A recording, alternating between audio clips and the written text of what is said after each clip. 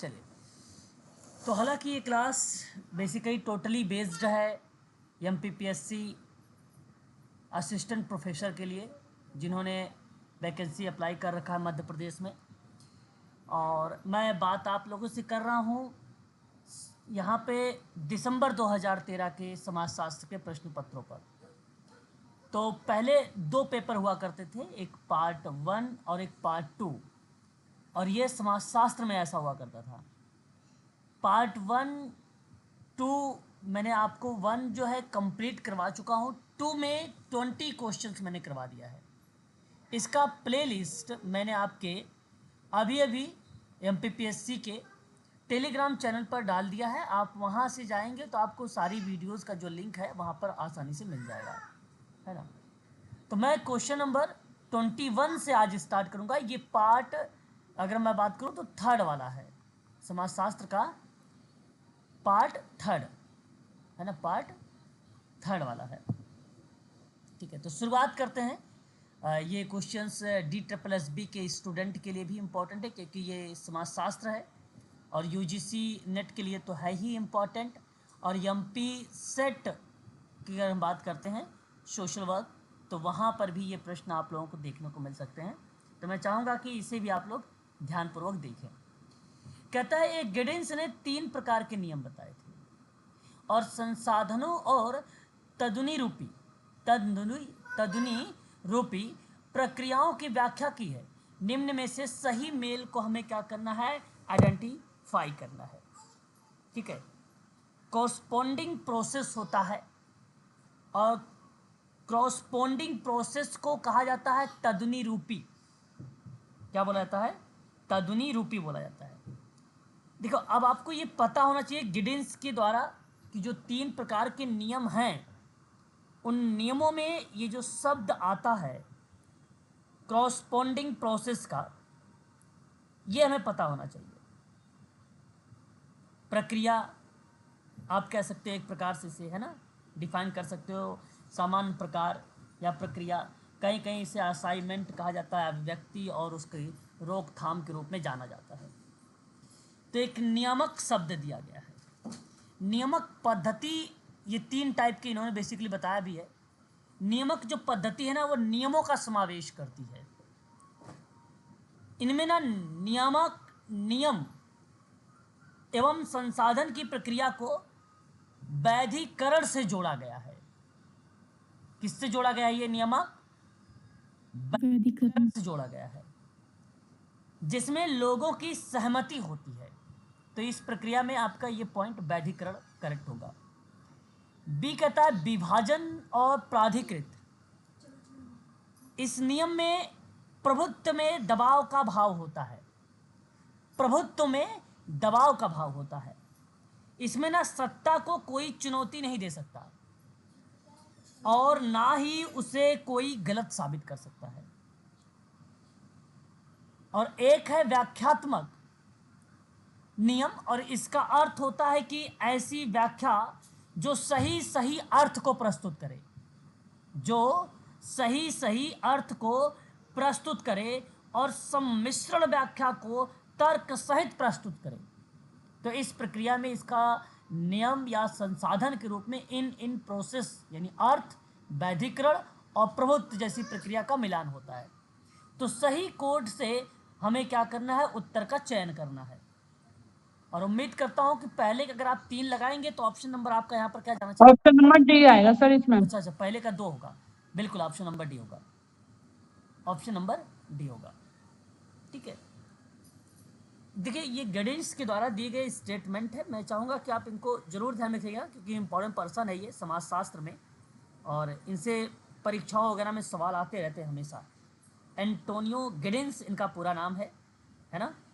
और गिडिंस महोदय ने यूनाइटेड किंगडम, यानी अगर मैं आपसे बात करूँ तो यूके के रहने वाले एक विद्वान हैं, और इनके कई कॉन्सेप्ट हैं। क्या मैं इनके कॉन्सेप्ट को लिखवा दूँ थोड़ा 2-4?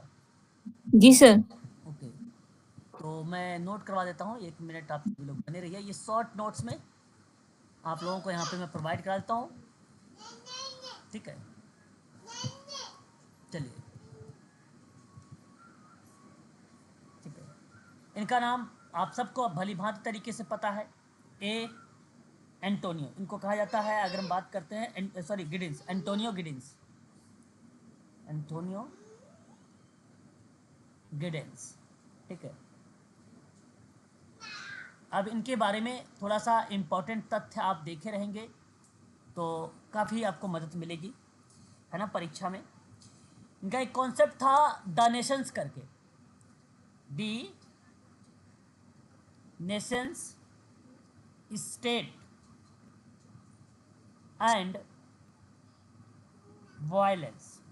एमपीपीएससी के पेपर में इनका नाम और इस किताब का नाम परीक्षा में आता ही रहता है। सन 1998 के दौर में ये कॉन्सेप्ट आया था, है ना। तो ये चीज़ आप जरूर ध्यान में रखेंगे। पहला एक स्टेटमेंट होगा ये। तत्पश्चात एक दूसरा स्टेटमेंट भी इनका देखने को मिलता है। और केवल सोशोलॉजी, केवल और केवल अगर मैं बात करता हूँ आप लोगों से तो सोशियोलॉजी का कॉन्सेप्ट था। और इस बुक में नाम एंटोनियो गिडिंस का भी था और एक कैरेन ब्रेडसेल का भी नाम आता है। तो मैं इनका भी नाम यहाँ पर मेंशन करूँगा, कैरेन ब्रेडसेल का नाम, प्लस में एंटोनियो गिडिंस का भी नाम रहेगा। ये दोनों लोग मिलकर इस सोशोलॉजी को बेसिकली प्रकाशित किया था। और ये समाजशास्त्र का ना चौथा संस्करण था। कौन सा? चौथा संस्करण था, ठीक है। और यहाँ पर इसकी पुस्तक की ना अस्पष्टता और व्यापकता को संरक्षित करने को लेकर बात की गई थी इस किताब में। और ये आई थी 2001 में, है ना, 2001 में, ठीक है। ये बात आप लोग ध्यान रखिएगा इसके अंतर्गत। दूसरा एक स्टेटमेंट यहाँ पे जो देखो इम्पोर्टेंट है, मैं उन्हीं पर आप लोगों से यहाँ पर विचार विमर्श कर रहा हूँ। एक था द कंसिक्वेंस करके, दी कॉन्सिक्वेंस ऑफ मॉडर्निटी, है ना, मॉडर्निटी। इसका मतलब है कि आधुनिकता के परिणाम। एंटोनियो गिडेंस का ही नाम था। और इसमें ना आधुनिकता से जड़े या जो भी प्रक्रियाएं उसके परिप्रेक्ष्य में आ रही थी उस समय उन्होंने उसकी व्याख्या किया था। तो उत्तर आधुनिकता के बारे में इस किताब में जिक्र नहीं है। उत्तर आधुनिकता के बारे में द कॉन्सिक्वेंस ऑफ मॉडर्निटी में जिक्र नहीं किया गया है, इसको ध्यान रखिएगा। और सन 1990 का ये दौर था, उस समय एंटोनियो गिडेंस ने अपनी ये किताब जो है प्रकाशित भी किया था। उसके बाद अगर हम बात करते हैं तो एक इनका और इम्पॉर्टेंट बुक थी, दी ट्रांसफॉर्मेशन ऑफ इंटीमेंसी था। और एंटोनियो गिडेंस, यानी इसको कहा गया अंतरंगता, इसको क्या बोला गया है? अंतरंगता का परिवर्तन कहा गया है। और ये पुस्तक बेसिकली एंटोनियो गिडेंस के द्वारा प्रकाशित हुई सन 1992 में, ठीक है। तो मैं चाहूँगा इनके संबंध में इतनी बातें आप ज़रूर ध्यान में रखें, क्योंकि परीक्षा के दृष्टिकोण से अगर देखे जाए तो बहुत ही फेमस पर्सन है ये, है ना। और भूलना नहीं है आप लोगों को इनके बारे में। सर फर्स्ट वाला क्या नेशन लिखे थे या नेशंस बोले थे सर? नेशंस होगा, नेशंस होगा, नेशंस होगा, कैसे रहेगा ये? क्या नहीं रहेगा सर? हाँ नेशंस, नेशन लिखे हैं सर, इसीलिए पूछ रहा हूँ। ठीक है, ऐसे कर लो, नेशंस। सर ये क्लास रिकॉर्डेड है ना? जी जी जी। तो गिडेंस महोदय का तर्क है कि जिस तरह किसी व्यक्ति की स्वतंत्रता, है ना, स्वतंत्रता का मतलब स्वतंत्र होता है, संरचना से प्रभावित होती है, उसी तरह एजेंसी के अभ्यास के माध्यम से संरचनाओं को बनाए रखता है और अनुकूलित क्रियाओं के बारे में जिक्र भी करते हैं। तो संरचनाकरण का सिद्धांत पेपर में पूछता है, कहता है संरचनाकरण या संरचना का सिद्धांत। तो नाम हमें देखने को मिलता है गिडेंस महोदय का, तब वहाँ पर गिडेंस महोदय का नाम हमें देखने को मिलता है। तो संरचना सिद्धांत किसके द्वारा दिया गया है? यहाँ पर आप जिक्र कर सकते हैं एंथोनियो गिडेंस का नाम।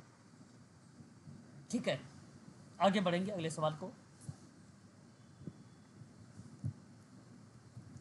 देखिए, एंटोनियो गिडेंस के अकॉर्डिंग संरचना क्या है? संरचना का या संरचनाकरण का एक सिद्धांत मैंने अभी आपको बताया भी है। अब यहाँ से आप ये समझ सकते हैं कि इनके सिद्धांत, जो संरचना का सिद्धांत है, वो किस पर आधारित है ना।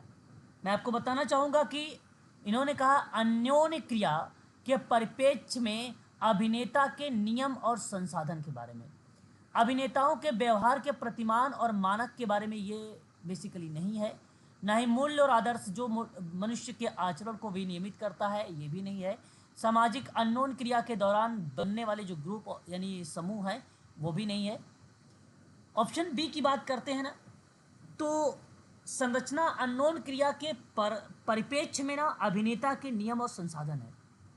संरचना को बाह्यता मूलक के साथ साथ सहायता मूलक भी माना जाता है।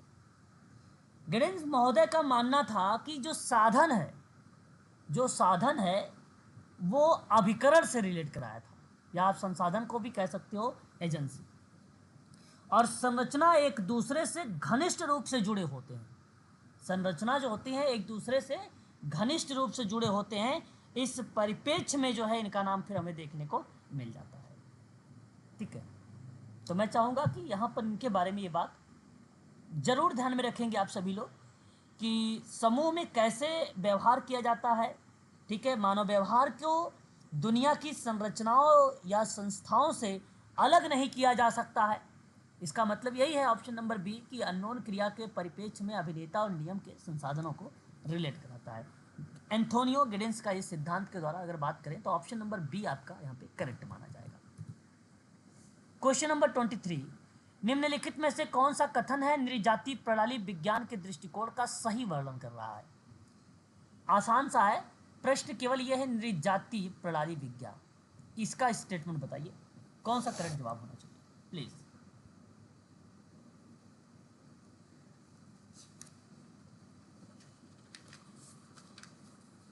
बताइए।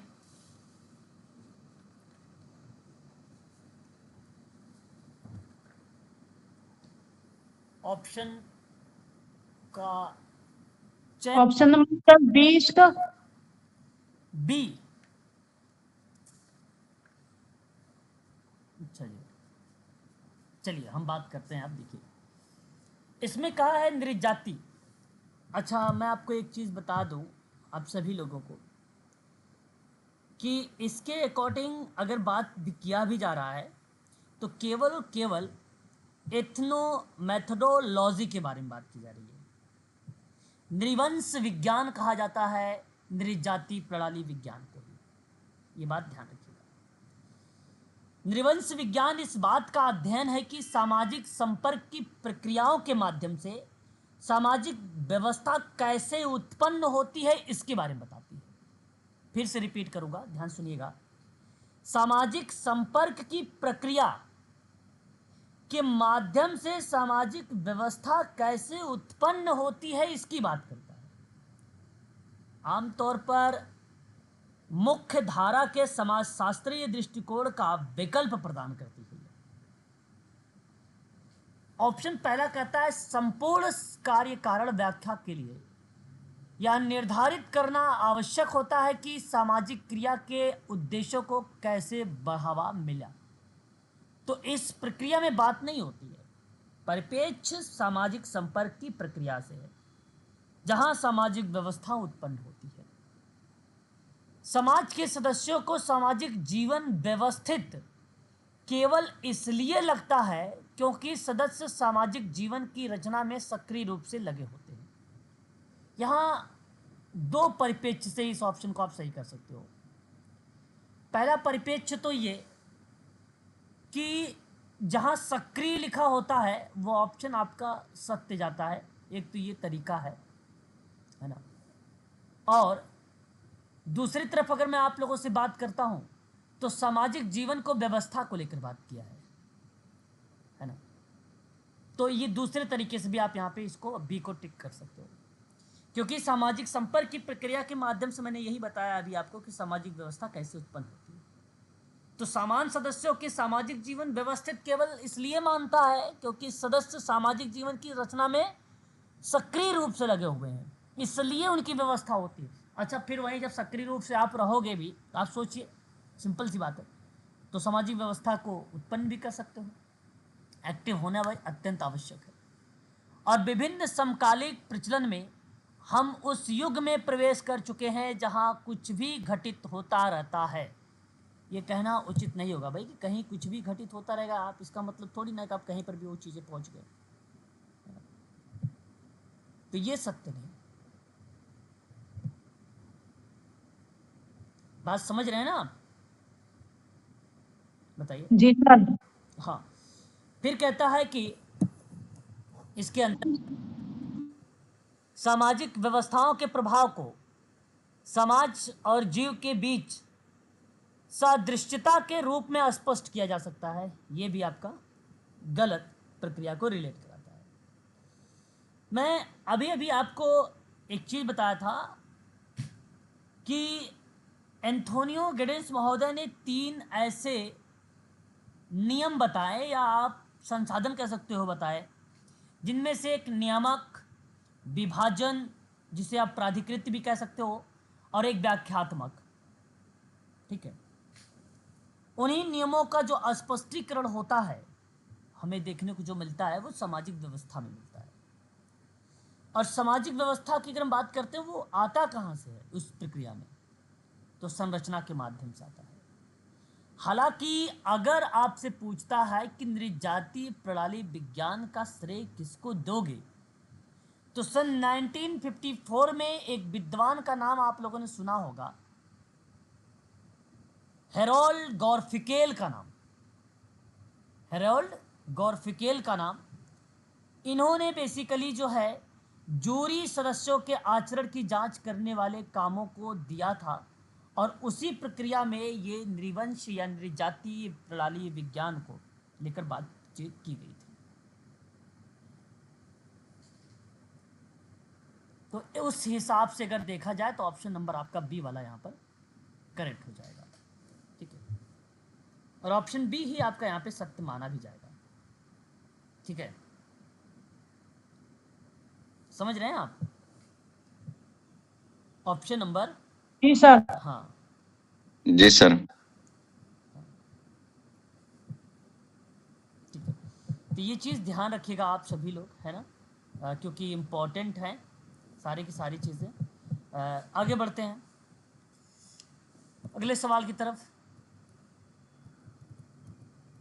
कहता है क्वेश्चन नंबर 24, ई गॉफमैन द्वारा निम्नलिखित में से कौन सा प्राथमिक फ्रेमों का प्रयोग किया गया है ना। ये देखो, प्राथमिक फ्रेम जैसे शब्द रिलेट हो रहे हैं यहाँ पे। अब इसके बारे में आपको पता होना चाहिए ये क्या है, जरा बताएंगे मुझे ये क्या चीज़ है प्लीज़। प्राइमरी फ्रेम्स हैं, और वो भी फ्रेम दिए किसके द्वारा दिए गए हैं, गॉफमैन के द्वारा दिए गए हैं। किसके द्वारा? गॉफमैन के द्वारा। देखो, फ्रेम की जो अवधारणा है, अगर पूछेगा किसके द्वारा आता है फ्रेम की अवधारणा, तो ई गॉफमैन के द्वारा। पहली बात याद रखना आपको यहाँ पर। गॉफमैन ने एक तस्वीर को फ्रेम का उदाहरण देता है कि एक व्यक्ति एक साथ व अपने जीवन में सामना कर रहा है कि उसकी तस्वीर धारण करने के लिए फ्रेम का उपयोग करता है। तो सबसे बुनियादी फ्रेम प्राथमिक चौखटे कहा जाता है। जो बुनियादी होता है उसी को बोला जाता है प्राइमरी या प्राथमिक फ्रेम कहता है। और उन्हीं फ्रेम के अंतर्गत कुछ फ्रेमों के बारे में जिक्र किया है इरविन गॉफमैन ने। किसने? Irwin Goffman. ये नाम आप जरूर ध्यान रखिएगा। फर्स्ट वाला ऑप्शन सर। यहाँ पे ऑप्शन आप फर्स्ट का चुनाव कर रहे हैं, मैं आपको बताना चाहूँगा जी sir. Sir option number C sir. Option number C sir. अ, जी, यहाँ अगर आप ऑप्शन सी का चुनाव कर रहे हैं तो सही जवाब दे रहे हैं। मैं आपको बता देता हूँ कारण क्या है कि पहला आपका माना जाएगा प्राकृतिक प्रेम और दूसरा जो तीसरा है आपका सामाजिक प्रेम। ये चीज़ें रिलेट होती हैं। मैं बताता हूँ, मेरी बात को ध्यान सुनिए, एक बार म्यूट हो जाइए, आप लोग म्यूट नहीं है। सुन लीजिए एक बार। एक चीज़ तो ये तय है कि आपका एक प्राकृतिक फ्रेम है, ये होगा। दूसरा आपका जो होगा वो सामाजिक फ्रेम होगा। भाई कुछ तो सर यार बोलो म्यूट यार। करा दीजिए, बहुत आवाज आ रही है। कौन स्टूडेंट? प्लीज़ म्यूट हो जाइए, है ना। अच्छा नहीं लगता यार, एक बार कहने पे कई बार बोलता हूँ आप लोगों को म्यूट होने के लिए, म्यूट हो जाया करो, है ना। चलिए अब ध्यान से देखिए, मैंने कहा कि इरविन गॉफमैन ने क्या बताया है, फ्रेम के बारे में बताया है। सुनिएगा ध्यान से। तो एक प्राकृतिक था और एक सामाजिक फ्रेम था, इसी का उपयोग किया था। बाकी तो ये सांस्कृतिक फ्रेम और वास्तविकता फ्रेम ये बनाया गया है ना, ये क्वेश्चन में बनाया गया है, ये कुछ फ्रेम होता नहीं।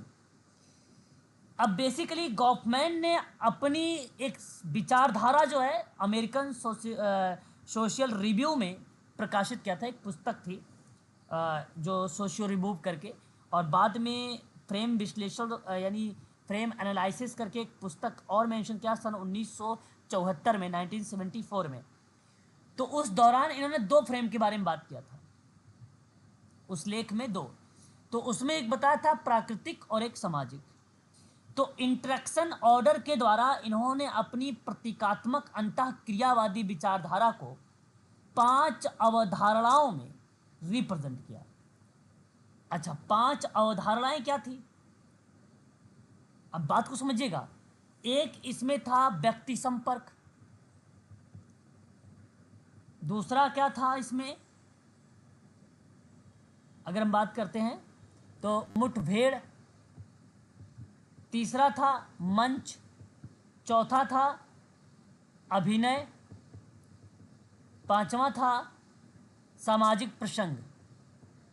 सामाजिक प्रसंग, ये 5 प्रतीकात्मक अंतःक्रियावादी विचारधारा है। ये 5 क्या है, नोट करिएगा, पांचों के नाम पूछता है, ठीक है। ये 5 क्या है, ये प्रतीकात्मक अंतःक्रियावादी विचारधारा थे। इसी के अनुष्ठान के द्वारा, इनको कार्यक्रमों के द्वारा समझाया गया था। तो इसी विचारों में ना प्राकृतिक फ्रेम और सामाजिक फ्रेम दोनों का उपयोग किया गया। जो ये अवधारणा व्यक्ति, मुठभेड़, मंच, अभिनय और सामाजिक प्रसंग, जो ये 5 देख रहे हैं, इन्हीं पांचों में प्राकृतिक फ्रेम और सामाजिक फ्रेम का जो शब्द आता है, इसी को रिलेट कराया गया था, है ना, इन्हीं को रिलेट कराया गया था। अब बात, अगर मैं आप लोगों से एक चीज़ और बताता हूँ, यहाँ पर परीक्षा में ये भी सवाल बनता है हम लोगों से, है ना, इस प्रक्रिया में कि लास्ट वाला क्या लिखे हैं सर, सामाजिक सर? 5वां सामाजिक प्रसंग। प्रसंग। जी, क्या कुछ कह रहे हैं सर, बताइए। नो सर, वो सब पांचों वाला बता रहा था, सामाजिक प्रसंग है। बिल्कुल बिल्कुल सही। तो बेसिकली था क्या ये ना, ये प्रसंग जो पांचों थे, इसमें हम लोग क्या देखते थे, सकारात्मक नकारात्मक जो प्रक्रिया हुआ करती थी। ये संचार में कोई बातें, कम्युनिकेशन के दौरान नेगेटिव बातें मिल जाती है तो हम उसको रख लेते थे, पॉजिटिव बातें मिल जाती थी तो हम उसको भी रख लेते थे। कहने का तात्पर्य केवल इतना सा है कि ये जो फ्रेम है, यह एक प्रकार से विश्लेषण का काम करता था।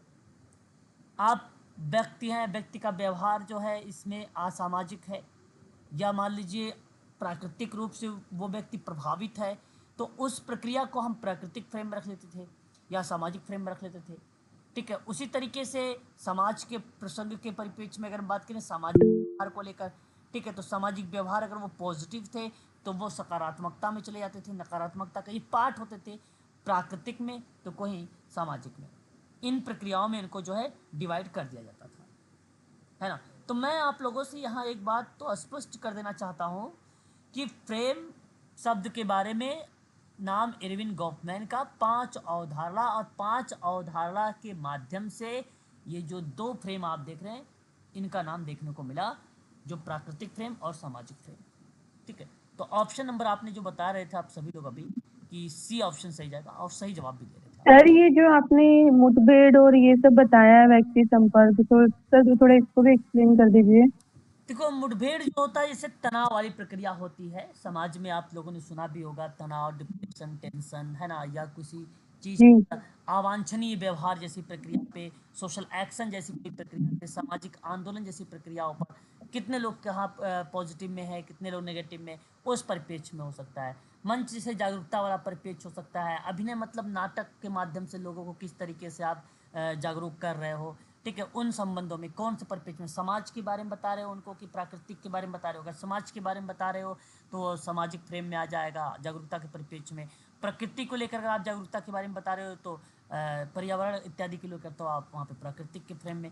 ये इनका एक ग्रुप मान लीजिए, उस ग्रुप में रखना होगा आपको इन अवधारणाओं को, या अवधारणाओं को, उससे व्यक्ति के बारे में आपने रिसर्च कर रहे हो, शोध कर रहे हो, विश्लेषण कर रहे हो, उनमें आपको वो व्यवहार रख के आपको इन कैटेगरीज में, फ्रेम में डालना है। आपको प्राकृतिक में डालोगे कि सामाजिक में डालोगे, उसके व्यवहार डिसाइड करेंगे, है ना, किसके अंतर्गत वो आएंगे। समझ रहे हैं आप बात? जी सर। उसी प्रक्रिया में इसको डाला जाएगा। जे हैबरमास का जीवन विश्व के उपनिवेशन से अभिप्राय क्या हो सकता है? Question number 25।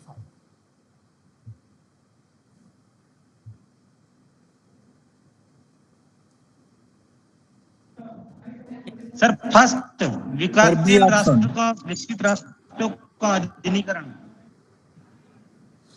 ओके, देखिए मैं बताता हूँ। Sir option number B. Option B, देखिए यहाँ सुनिएगा ध्यान से। हैबरमास ने जीवन जगत की अवधारणा दी है। हैबरमास ने क्या दिया है, किसकी अवधारणा? जीवन जगत की। ठीक है, घटनात्मक दर्शन और की बात करते हैं तो अल्फ्रेड सूटिस का नाम आता था, लेकिन हैबरमास ने यहाँ पर अपना एक अलग अर्थ दिया था। कहा था कि अनौपचारिक सामाजिक संपर्क का क्षेत्र भाषा द्वारा क्रिया का अनौपचारिक समन्वय अधिक व्यापक रूप से संचारी क्रिया मानी जाती है। तो हैबरमास ने जीवन विश्व के उपनिवेश का अभिप्राय समाज और संस्कृति की अर्थव्यवस्था और राज्य व्यवस्था की अधीनीकरण से है। उपनिवेशवाद के कारण समाज और संस्कृति बंधक बन जाते हैं और यह अर्थव्यवस्था और राज्य व्यवस्था के अधीन बनकर रह जाता है। इस परिप्रेक्ष्य में हैबरमास का जीवन विश्व की उपनिवेश का जो भाव बनेगा वह ऑप्शन नंबर आपका सेकंड बनेगा। समाज और संस्कृति की अर्थव्यवस्था, राज्य व्यवस्था का या उसके द्वारा अधीनीकरण, है ना, अधीनीकरण से है। उपनिवेशवाद के कारण समाज और संस्कृति बंधक बन जाता है और यह अर्थव्यवस्था और राज्य व्यवस्था के अधीन बनकर रह जाता है। सही जवाब केवल और केवल ऑप्शन नंबर आपका यहाँ पर बी जाएगा, हैबरमास के संबंध में। ठीक है, जे हैबरमास के संबंध में। क्लियर है? बता दीजिए। Yes sir. जी सर। जे हैबरमास, जिसको जर्गन हैबरमास भी कहते हैं, समाजशास्त्र में ये जर्मन के फिलोसफर रहे हैं और मैं चाहूँगा कि इनके बारे में भी आप लोग थोड़ा सा तथ्य को याद रखें क्योंकि इम्पोर्टेंट पर्सन है। इनसे भी परीक्षा में सवाल पूछा जा चुका है ना। जे हैबरमास से, ठीक है, जैसे यहाँ मैं नोट करना चाहूँगा, ठीक है, ध्यान दीजिएगा। अगर मैं आपसे बात करता हूँ जर्गन करके, मैंने नाम बताया है ना, हैबर मास, ध्यान रखिएगा इन्होंने एक थ्योरी मेंशन की थी और उस थ्योरी में इन्होंने चीज़ मेंशन किया था कि the theory of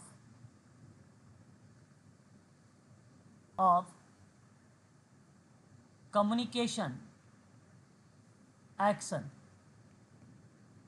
communication action सन 1981 में 1981 में। एक बात ये आपको ध्यान रखना होगा। दूसरा, the structural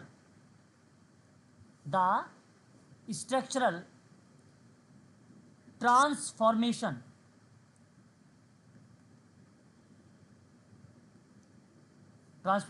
of the public sphere,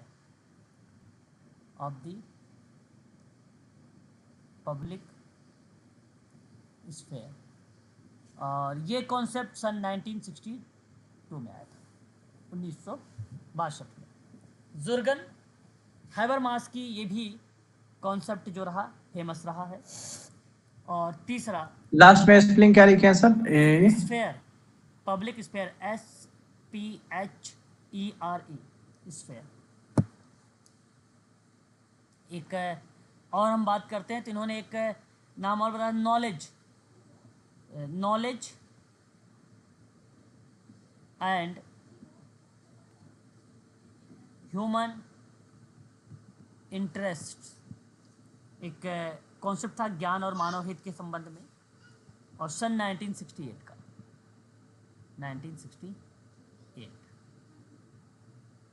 ठीक है, ये बात ध्यान रखिएगा इसके अंतर्गत। क्लियर रहेगा? जी सर। हाँ, तो ये जी सर। आपका जो जाएगा वो ऑप्शन बी आपका यहाँ पे करेक्ट माना जाएगा।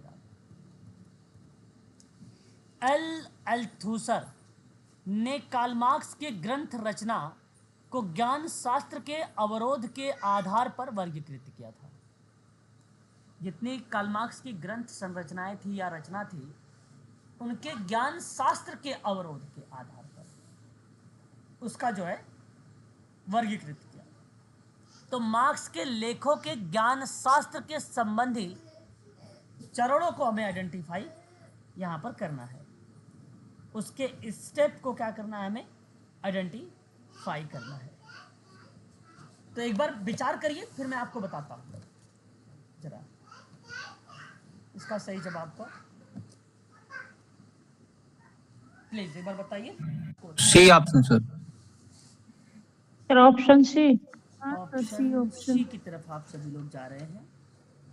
ओके सर फर्स्ट युवा मार्क्स और परिपक्व मार्क्स। अच्छा जी, चलिए देखो मैं बताऊं। अल्थुसर ने कार्ल मार्क्स की ग्रंथ रचनाओं को अगर हम बात करें तो एक युवा मार्क्स, दूसरा परिपक्व मार्क्स में वर्गीकृत किया है, यानी ये दोनों में वर्गीकृत किया गया है ना। अल्थुसर की एक अपनी कृत्य थी अल्थुसर की, और वो नाम था फॉर मार्क्स में तर्क दिया था इन्होंने, अल्थुसर ने, कि मार्क्स की कृतियां मानवतावादी और नैतिकवादी दृष्टिकोण को उभारती है, जबकि इसके बाद की रचना में वैज्ञानिक मार्क्सवाद के दर्शन भी होते हैं। अल्थुसर के अकॉर्डिंग ही 1845 में अगर हम बात करें तो चिंतन सच्चा मार्क्सवाद था, है ना। मार्क्सवादी अगर कोई विद्वान के रूप में जिक्र भी किया गया अल्थुसर के अकॉर्डिंग तो 1845 के बाद चिंतन सच्चा मार्क्सवाद है। और मार्क्स ने चिंतन में इस परिवर्तन को अल्थुसर की ज्ञान मीमांसा अंतराल की संज्ञा दी थी। इसे ही अल्थुसर ने युवा मार्क्स और परिपक्व मार्क्स में वर्गीकृत कर दिया था। ठीक है, तो चिंतन में परिवर्तन को अल्थुसर ने ज्ञान मीमांसा अंतराल की संज्ञा दी, और ज्ञान मीमांसीय अंतराल जो संज्ञा दी है उसी में अगर अल्थुजर की बात करें तो एक युवा मार्क्स और परिपक्व मार्क्स में क्या कर दिया था, इसको क्लासिफिकेशन कर दिया था, यानी इसको डिवाइड कर दिया। समझे आप लोग? बताइए। अल्थुजर, लुइस अल्थुजर। सर ये दोबारा से समझा दीजिए, देखिए भाई, ऑप्शन नंबर 2 दोबारा। देखो मैं बताऊं, परिपक्व और युवा मार्क्स दोनों एक ही अवधारणा पर वर्गीकृत हुए हैं। वो अवधारणा थी चिंतन, वो अवधारणा थी चिंतन। आपको बता दें कि अल्थुजर की एक अपनी किताब थी फॉर मार्क्स करके। फॉर मार्क्स सन 1965 में आया था। मैं नोट कर देता हूँ, अच्छा, ताकि आपको और अच्छे से समझ में आ जाए। ठीक है, अगर मैं आपसे यहाँ बात करता हूँ किसके बारे में, लुइस अल्थुसर। ठीक है, लुइस अल्थुसर ने एक कॉन्सेप्ट लिखा फॉर मार्क्स, और ये 1965 में लिखा था। फ्रांसीस कम्युनिस्ट पार्टी के प्रमुख सिद्धांतकार और दार्शनिक लुइस अल्थुसर ने इस किताब में कार्ल मार्क्स के काम की पुनर्व्याख्या किया था। इस किताब में क्या किया था? कार्ल मार्क्स की काम की पुनः व्याख्या किया था। ठीक है, इसमें युवा मार्क्स, इसमें युवा मार्क्स और Hegelian marks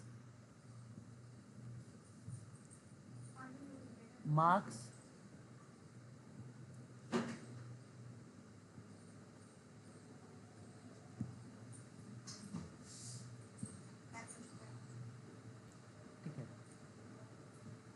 Hegelian marks, Das Kapital,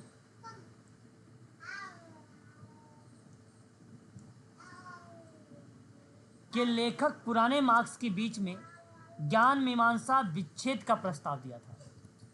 ज्ञान मीमांसा विच्छेद का प्रस्ताव दिया था। तो यहीं पर ना चिंतन में, जिसे सन 1845 के बाद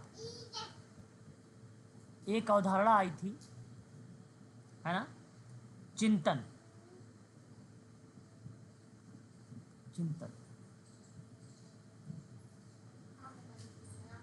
इसी चिंतन में, ठीक है, परिवर्तन को अल्थुजर ने ज्ञान मीमांसीय अंतराल की संज्ञा दी। अंतराल की संज्ञा दी, और इसे ही अल्थुजर ने दो भागों में डिवाइड किया। नंबर 1 युवा, नंबर 2 परिपक्व। यही ना, बताइए, यही होगा? जी सर। हाँ, और ये आपका करेक्ट ही है, ये आपका करेक्ट है।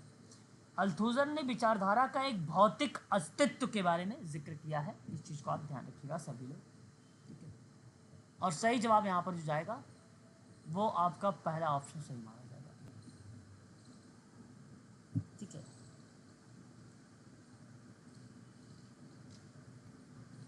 इस चीज़ को ध्यान रखिएगा। बहुत बच्चे यहाँ पे कार्ल मार्क्स की विचारधाराओं को पकड़ लेते हैं, क्योंकि कार्ल मार्क्स की विचारधारा सवाल में है ही नहीं, है ना? जी सर। एक रीडिंग कैपिटल के बारे में बताया भी था अल्थुजर ने।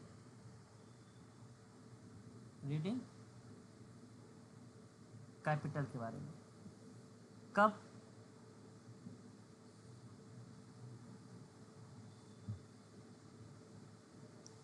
1965 में।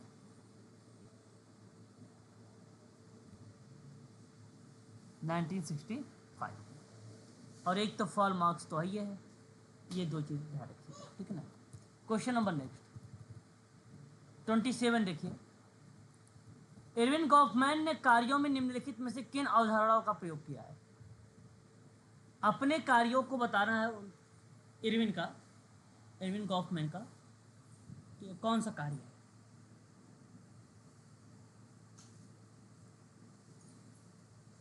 बताइए सर, ऑप्शन बताइए।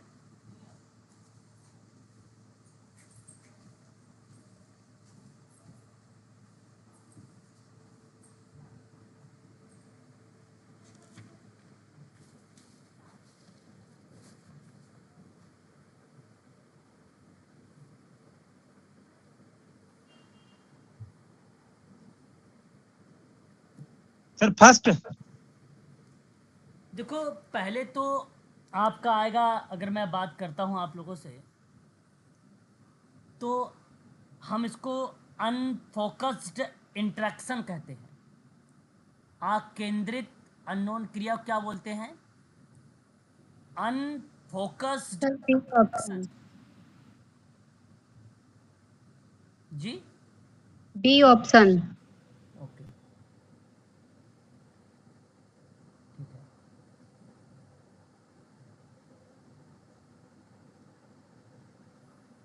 दूसरे नंबर पर केंद्रित अननोन क्रिया, फोकस्ड इंटरेक्शन, अगर हम बात करते हैं इंटरेक्शन। तीसरा सामना करना, मतलब इनकाउंटर, इनकाउंटर।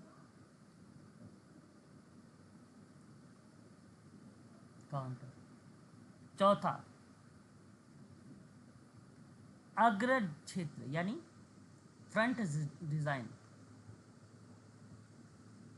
पश्च क्षेत्र।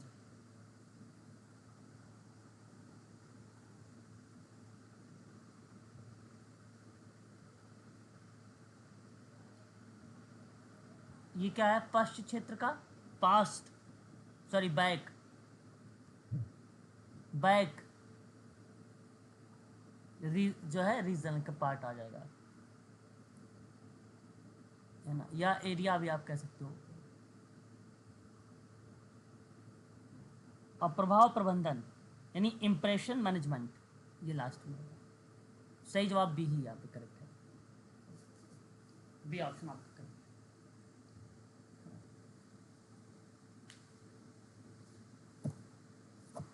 आपको बता दें कि इरविन गॉफमैन ने अपने कार्यों को लेकर सकेंद्रित अकेंद्रित अननोन क्रिया, केंद्रित अननोन क्रिया, सामना करना, अग्र क्षेत्र, पश्चिम क्षेत्र के प्रभाव, फिर उसके बाद प्रबंधन अवधारणा का प्रयोग करते हुए उनका कहना है कि समाज एक ना रंगमंच है। समाज एक क्या है? रंगमंच है। किसने कहा है? Irwin Goffman. गॉफमैन ने सर। बिल्कुल ठीक है। और उनका कहना है कि समाज एक रंगमंच है और इसकी भांति भांति के लोग हैं और लोगों के पारस्परिक संबंध भी अनोखी है। इस चीज को आप ध्यान रखिएगा।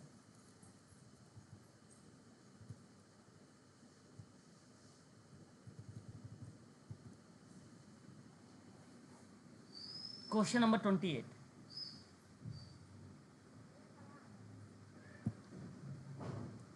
कहता है कि निम्नलिखित कथनों में संयोजन की चयन कीजिए, घटना शास्त्र को स्पष्ट करिए। घटना शास्त्र रोजमर्रा के सामाजिक जीवन से संबंधित है, सही बात है। दूसरा कहता है घटना शास्त्र सांझे सामान्य जीवन को केंद्रित करता है, ये भी सही है। घटना शास्त्र मानव व्यवहार के कालात्मक भेद, नहीं ये तो अगर हम बात करें तो साइकोलॉजी का पार्ट है। घटना शास्त्र सामाजिक जीवन के संरचनात्मक नियमों की खोज करने का प्रयास करता है, ये भी चीजें है ना। तो केवल यहाँ पर पहला दूसरा जाएगा। घटना शास्त्र को स्पष्ट करने में आपका पहला दूसरा सही है। घटना शास्त्र रोजमर्रा के सामाजिक जीवन से संबंधित होता है और साझे सामान्य जीवन को केंद्रित भी करता है। व्यक्ति को स्वयं के अनुभव से जो कुछ ज्ञान प्राप्त होता है ना, वह एक विशेष प्रकार का अंतर्ज्ञान होता है, तो जिसके द्वारा वस्तुओं और वास्तविक स्वरूप और सामाजिक जीवन के तथ्यों के बारे में सिद्धांतों को निर्मित किया जा सकता है। सर 4 के बारे में बताइएगा सर। 4 के बारे में 4 नंबर सर, 4 नंबर। घटना शास्त्र सामाजिक जीवन के संरचनात्मक नियमों को खोजने का प्रयास करता है। देखो, खोजने प्रयास में रिसर्च का पार्ट है, अनुसंधान का पार्ट है। घटना शास्त्र रोजमर्रा की जीवन की प्रक्रिया को रिलेट कराता है ना। और मैं आप लोगों से कहूँगा कि ऑप्शन जो 4 आपका दिया गया है ना, ऑप्शन नंबर 4,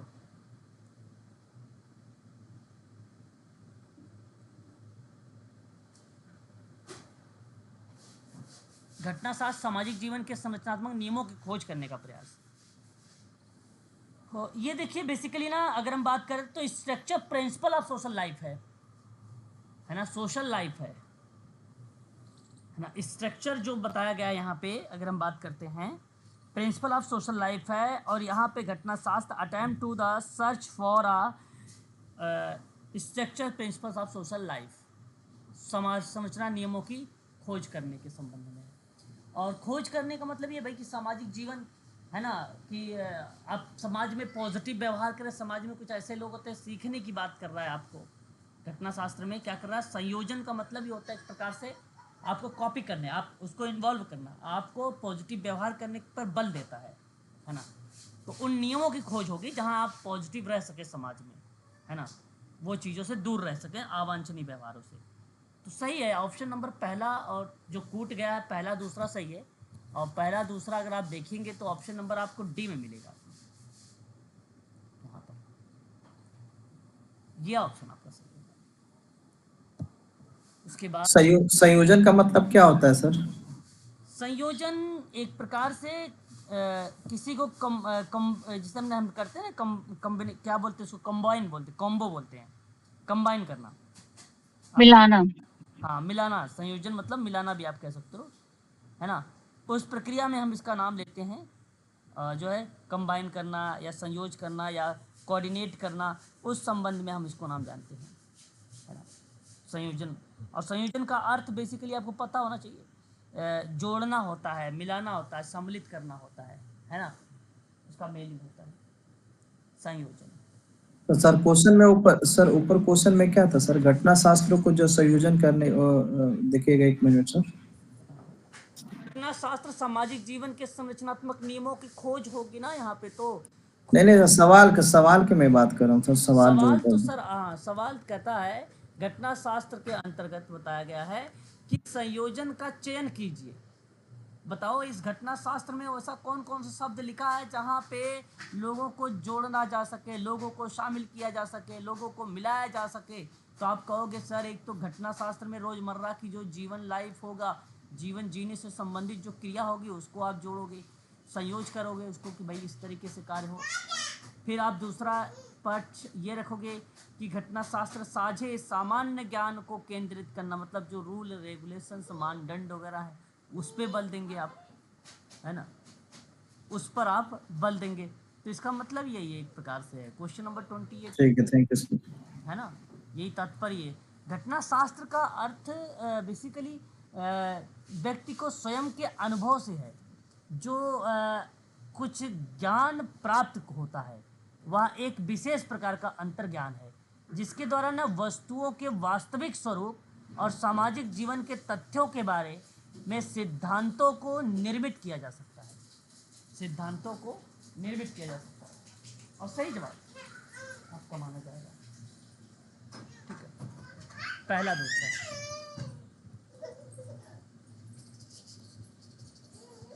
अगला सवाल आइए, question 29।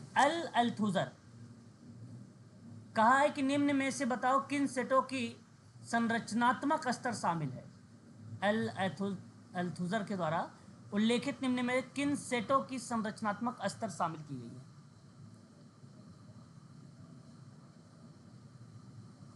Option number C sir.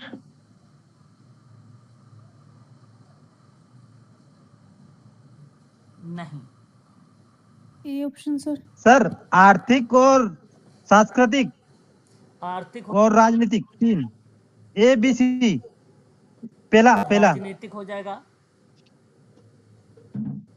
और और व्यावसायिक होगा, सांस्कृतिक। सांस्कृतिक नहीं होगा। 1 2 4 ऑप्शन नंबर डी। देखो, अल्थूजर के अकॉर्डिंग कहा गया है सामाजिक, आर्थिक, वैचारिक और राजनीतिक व्यवहारों को एक व्यवस्थित सम्मिश्रण जिन्हें एक दूसरे के स्थान पर प्रयोग में नहीं लाया जा सकता है और संपूर्ण के स्वरूप रचना में प्रत्येक का अपना विशिष्ट महत्व होता है। इसलिए मैं कहूँगा इस सवाल का जो सही जवाब होगा आर्थिक, राजनीतिक और वैचारिक। ठीक है, ये बात ध्यान रखिए।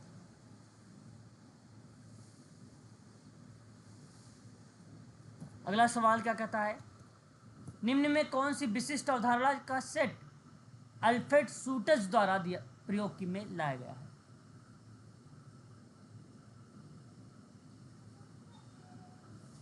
बताइए। Option number D. Option number D कह रहे हैं आप। देखिए, अगर ऑप्शन नंबर सी सर।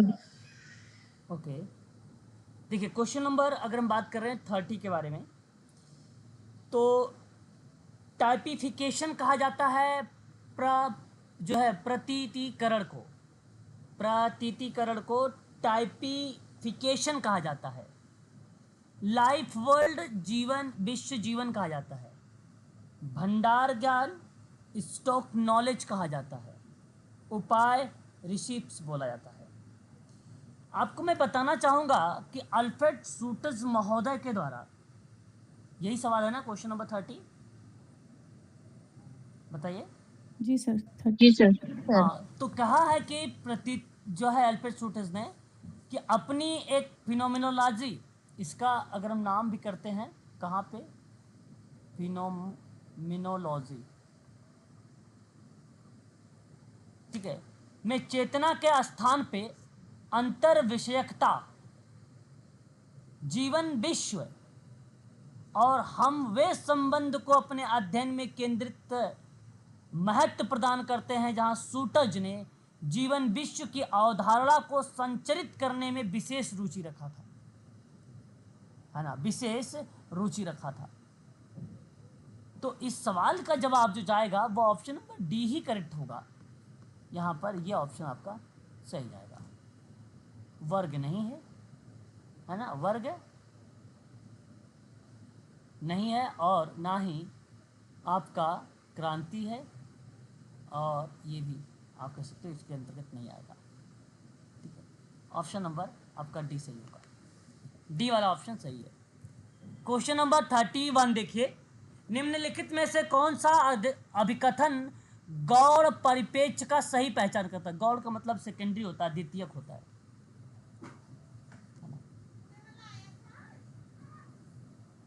बताइए।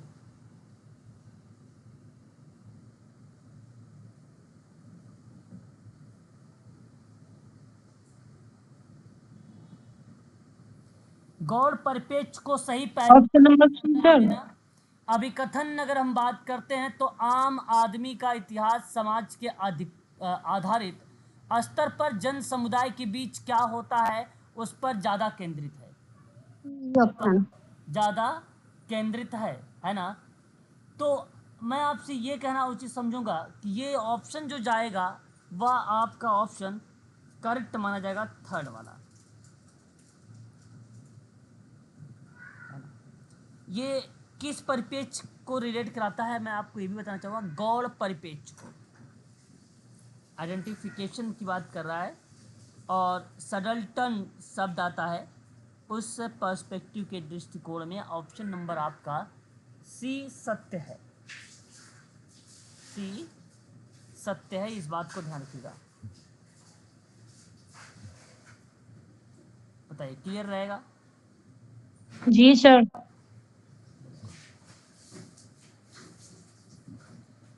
अच्छा, ये है भी तो क्या है ना, एक अप्रोच है, असिस्टेंस लिस्ट अप्रोच कहा जाता है इसको, या सब जो है अल्टर्न या स्टडी का पार्ट माना जाता है इसे।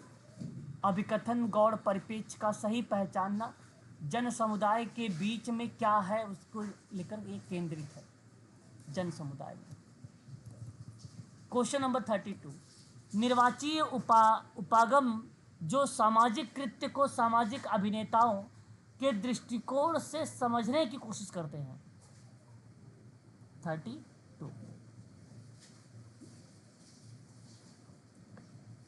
निर्वाचीय उपागम एक घटना है ना, ऑप्शन नंबर सामाजिक कृत्य को एक सर। सामाजिक कविताओं में या पात्रों में दृष्टिकोण से समझने का कोशिश कर रहा है। तो यहाँ पे अगर हम बात करते हैं तो घटना क्रिया जो है ना, विज्ञान और नृजाति प्रणाली विज्ञान की अध्ययन करता है।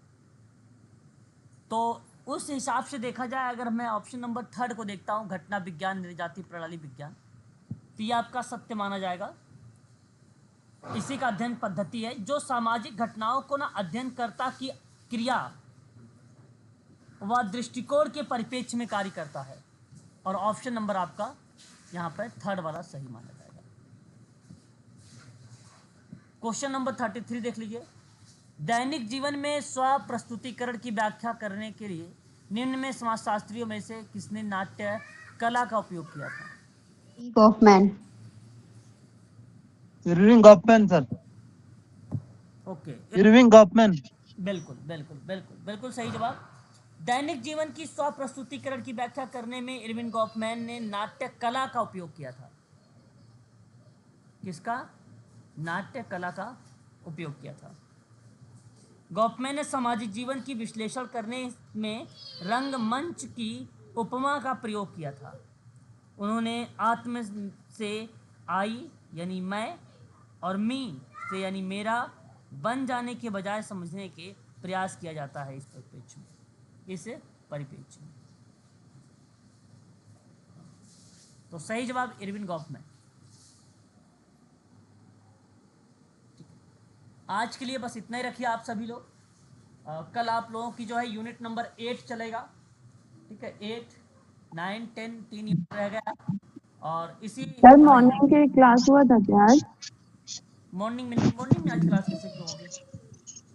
सर आप मॉर्निंग क्लास ले दो ना 7 o'clock वाली। अरे भाई, जिस दिन शाम को क्लासेस मैंने ऑफ कर देता हूँ उस दिन मॉर्निंग क्लास कर देता हूँ, ओके ओके। है ना, मॉर्निंग क्लास। सर हमारी क्लास अभी दूसरी जगह भी चल रही है सर ये? नहीं, चल दूसरी जगह नहीं, प्रैक्टिस वगैरह चलती है तो मैं आपको प्रोवाइड कराता हूँ।